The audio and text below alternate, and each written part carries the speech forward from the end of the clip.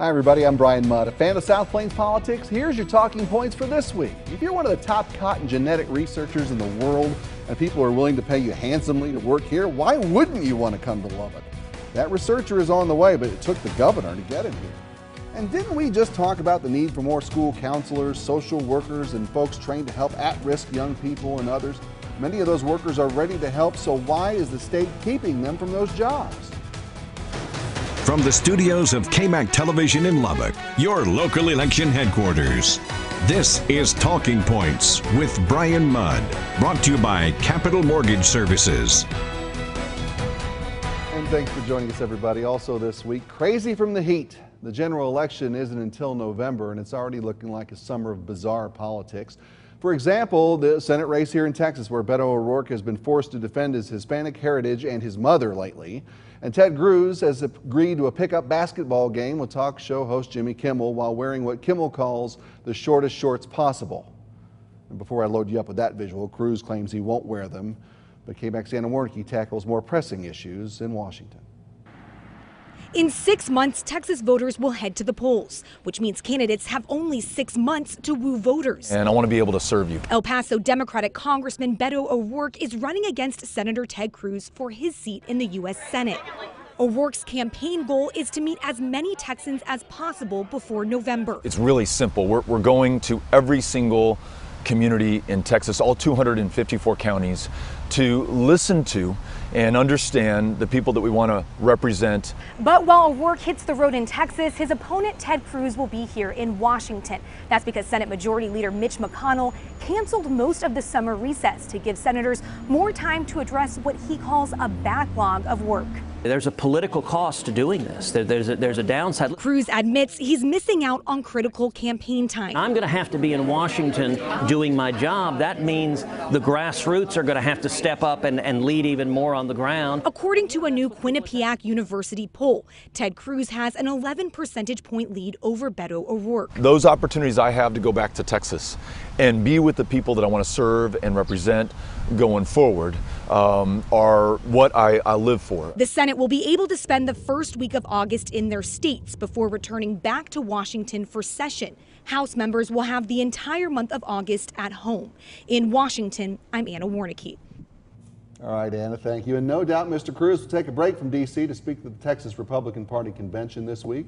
And Michael Walton here will be there as well. He's one of the local delegates who will be headed to San Antonio. Good to see you. Thank you. Thanks for coming in. Thanks for having me. Now, you've done this before, right? I have. Now, what's a day like for a delegate there? Small meetings, big meetings? How does something like this work? What do you do? Well, there's both. And so when you come, you register, you check in, and then you have Senate District meetings, which ours was Senate District 28, which includes some folks from Abilene. Mm-hmm. And we all meet and we discuss various issues and discuss various candidates that our Senate District will nominate for various positions. And then we alternate between that and a bigger meeting where we'll have candidates speak, we'll have just good information shared about some of the things that are coming up, and then we begin to discuss the platform and make decisions on each individual plank of that platform. Wow. Okay, so now, is there a training process for people once they're selected to be a delegate who are going to go just to get familiar with the ins and outs? You can actually go to the GOP Texas website, and there's a list of videos that can help you become familiar with what's expected at the state convention. They're very helpful, and provides a foundation upon which, once you get there, you start seeing people that you know, and you follow the signs, and it's pretty easy to get around. All right, so let's back up a little bit now. Okay. Talk about how you get to this point. If Sure. you're obviously active with the local party. How did you get involved? What kinds of things do you do here at the county level, and what do others do? Okay. Well, I became involved just because I was concerned with what I saw happening in the political arena in our country. I love my country, I love my family, and so I felt that it was important to stand up for values that I value. And so I became involved. I had friends that were involved, and they invited me to come to a meeting, and I attended the Lubbock County meeting, and then through the course of that event, we discussed various issues regarding the local party.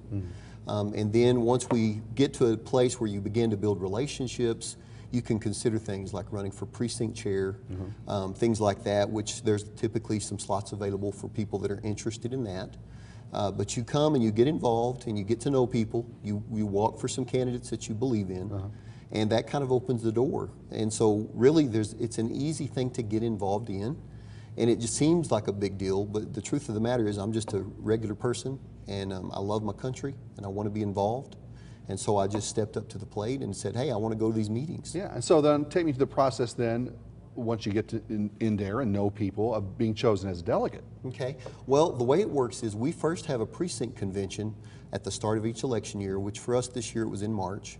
And we meet at the precinct convention as per voting precincts. That's usually at someone's house. Yeah, well, right. and we've combined those into one meeting where we have all the precincts represented at tables. Even that. And so people will come in, and if they want to make a recommendation for a plank in the party or something like that, they can do that at that time. Mm-hmm. You then sign a list to say that you want to be a delegate for the county convention, which follows suit. So within a few weeks, we will typically have the county convention. And at the county convention, you express your interest or your desire to be a delegate. Now, people need to kind of know you, know where you come from.